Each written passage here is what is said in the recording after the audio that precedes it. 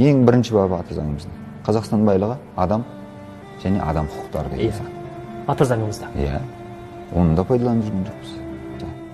Неге байдың балалары біздің аялдамада тұрған 2-3 адамды мыжып өлтіре береді де, көшеде емін-еркін сотталмай талтаңдап жүре береді?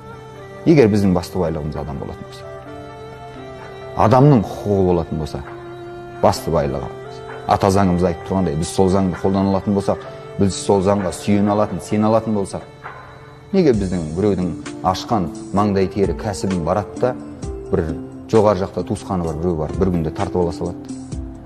Неге біздің көшедегі адамдардың бәрі милиция көрсе қашады? Қашады. Біздің құқық қорғау органдарымыз ғой олар. Дұрыс па? Біздің проблемамыз заңда емес, біздің проблемамыз адамдарда. Біздің проблемамыз билікте.